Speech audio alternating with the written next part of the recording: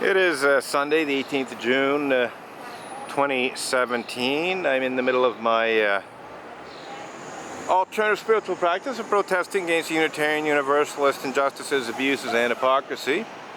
I've done more than half hour's worth of protesting. I was in the middle of a monologue about Reverend Dr. Victoria Weinstein's sodomy fantasy, in which she imagined South Dakota State Senator Bill Napoli anally impaled on the Statue of Liberty as a torch. That's her exact words. And unfortunately it seems that my camera shut off without my knowledge in the middle of the monologue, and so it was not completely recorded, and I don't know what was recorded and what was not recorded. I let the camera cool off for a while because I'm pretty sure the shutting off of the camera had to do with overheated sensor.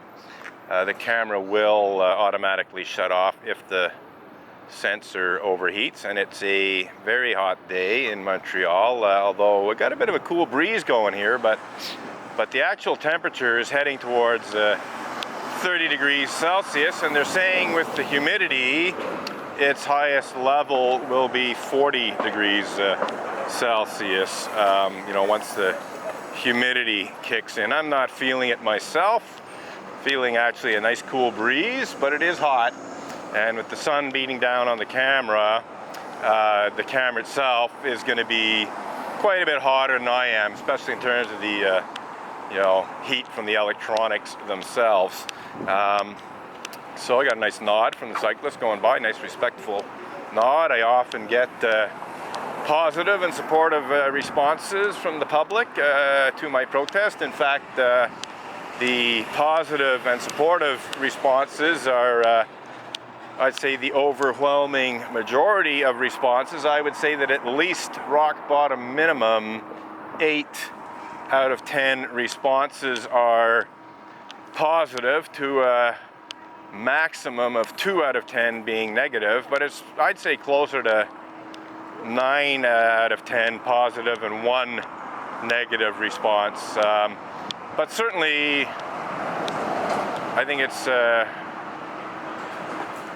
true that at least 80% of the measurable responses to my protest from members of the public are supportive and respectful and so on. So that is good news. And I should add that the few negative responses are also responses that usually arise out of complete ignorance of what I'm protesting against. Basically, the kind of people who respond negatively to my protest are people who think that you just shouldn't protest in front of a church, period. Like under no circumstances whatsoever should a person protest outside a church. Now, I disagree with that, and if I remember correctly, so did Jesus of Nazareth, also known as Jesus Christ. I seem to remember him protesting outside the temple in Jerusalem, if my memory of the Bible serves me well. So I don't think I'm doing anything that Jesus didn't do, and I'm actually quite a bit more peaceful about it. Certainly didn't go around causing property damage and whipping either animals or people or both, which according to the Bible is what happened when Jesus protested about the money changers outside the temple in Jerusalem. It wasn't a particularly peaceful public protest. It included a certain amount of physical violence. So I'm proud of my track record of almost total non-violence. I'd say I've been, I could almost say 100% non-violent, but there was one occasion last year when I was being essentially attacked and assaulted by David Horan, and he was, coming at me, and I was walking backwards to stay out of his reach, and to also be able to film the attack on me. At a certain point, he shoved his face right into the lens, like it was just kind of stupid, but I guess he was just trying to A, show how close to me he was, and B, you know, hide the filming. He literally shoved his face into my lens.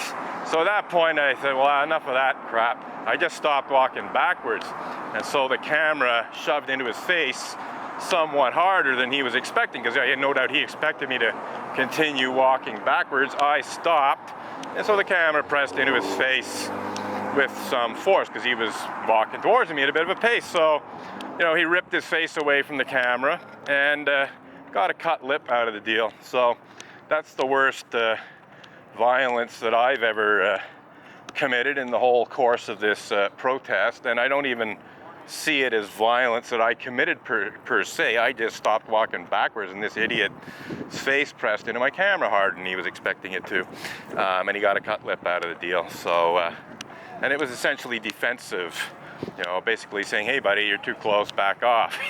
It's like he'd already hit me at least once.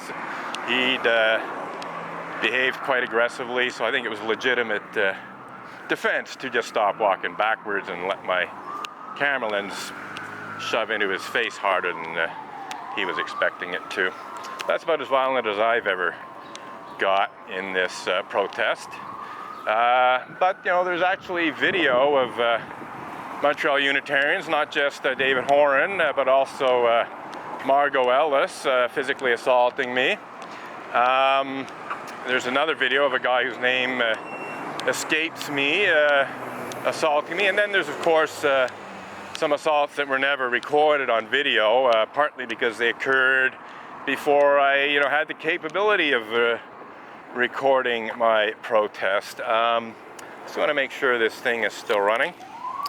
Yes, okay. I just, you know, because of the camera shutting off unexpectedly, I do want to check it to make sure it's still recording somewhat more frequently than I normally do. We got an ambulance coming by here. It's the second time, I think, or maybe it's the same one coming back from somewhere. Yeah, it's just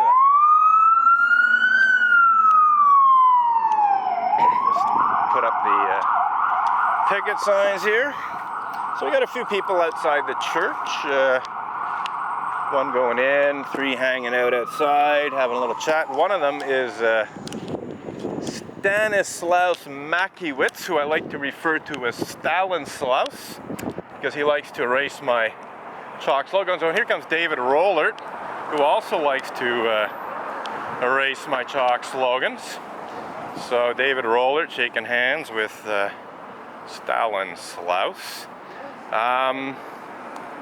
So anyhow, yeah, these two jokers, David Rollert and Stalinslaus, like to erase my chalk slogans about Unitarian Universalist cover-up and denial of clergy abuse. Indeed, Unitarian Universalist cover-up and denial of such despicable crimes as pedophilia and rape committed by certain Unitarian Universalist ministers.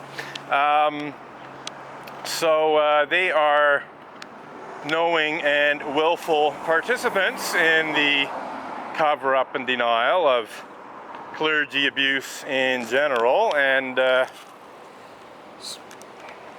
sexual abuse of children in particular. You know, when David Rollert and Stalinslaus, that is Stanislaus Makiewicz, erase chalk slogans like this one, they are hiding the fact that Unitarians cover up clergy abuse, and in doing so, they are helping cover up the clergy abuse itself.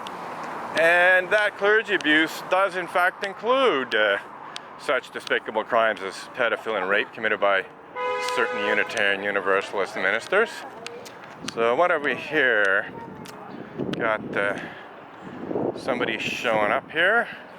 Somebody who might possibly be Sue Montgomery. Is that Sue Montgomery? somebody dressed very much the same way berated me, said I had no right to film them not so long ago. And at the time I did not recognize them, but I later thought, oh, it could actually be Sue Montgomery. That's John Inder, former president of the Unitarian Church of Montreal. But I'm wondering if this is in fact Sue Montgomery, because someone, as I said, dressed very much the same way, with the bicycle helmet and similar kind of top, albeit a more of a racing type, t-shirt top. Berated me, said I had no right to film them, and yeah, it looks like Sue Montgomery to me. Sue Montgomery, being a journalist, should know better. Also being a public figure, by the way. Sue Montgomery these days is something of a public figure. And she's also not only totally complicit in the Unitarian Universalist injustices, abuses, and hypocrisy that I'm protesting against outside the church, but she is complicit in the Unitarian Universalist Association's immoral and unethical and borderline criminal and, if you don't mind my saying so, batshit crazy attempted misuse of Canada's blasphemy law and legal bullying intended to conceal such despicable crimes as pedophilia and rape committed by certain Unitarian Universalist ministers. But above and beyond just being complicit in cover-up of Unitarian Universalist clergy abuse, which includes pedophilia and rape, Sue Montgomery has actively involved herself in efforts by the Unitarian Church of Montreal to force an end to my protest. Sue Montgomery has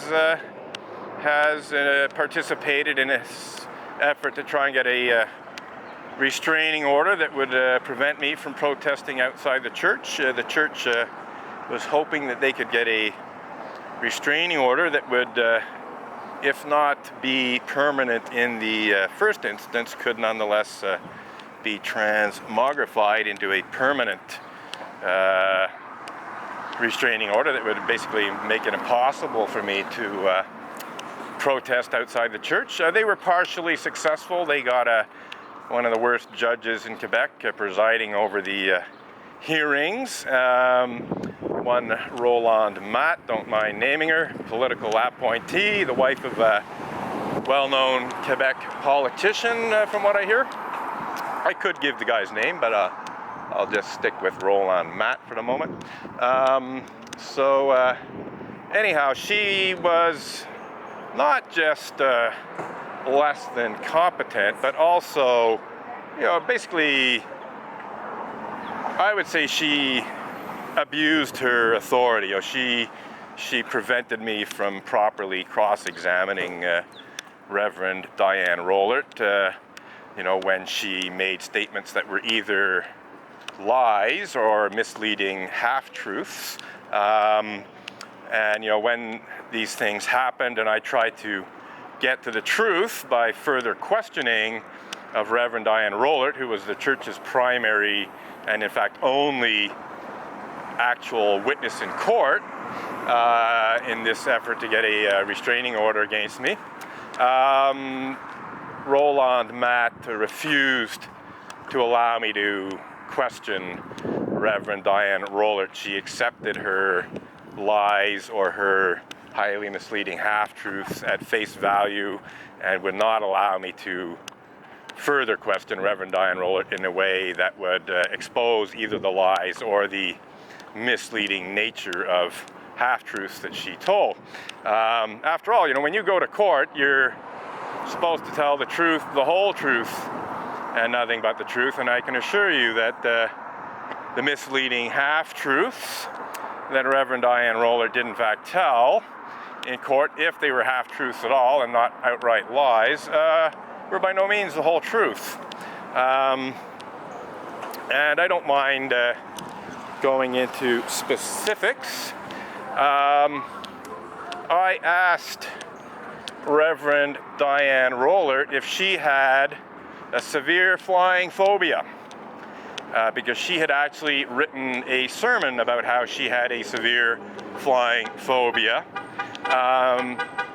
And so, the purpose of this question was to, question, to what extent her claimed fear of me was actually rational fear and not irrational fear, paranoia. Reverend Diane Rollert answered by saying no. She claimed that she did not have a severe flying phobia. This in spite of the fact that she delivered a sermon about having a very severe flying phobia. So this is very much along the lines of, former U.S. President William Jefferson Clinton, also known as Bill Clinton, saying it depends upon what the meaning of the word is. Essentially what it comes down to is, in saying no to my question, because I had used the present tense, do you have a severe flying phobia? I should have probably asked, do you have or have you ever had a severe flying phobia? That would have been harder for her to say no to. But I do believe I, did say, do you have a severe flying phobia? And Reverend Diane Rollert came back with no. Had I been able to question her further, I would have brought up the sermon. I said, well, what about this sermon? In this sermon, you're claiming to have a severe flying phobia, and here you are saying you don't have one. What's that all about, kind of thing, But unfortunately, I was prevented from asking those kinds of questions by Roland Matt. And so the upshot is that Roland Matt gave Reverend Diane Rollert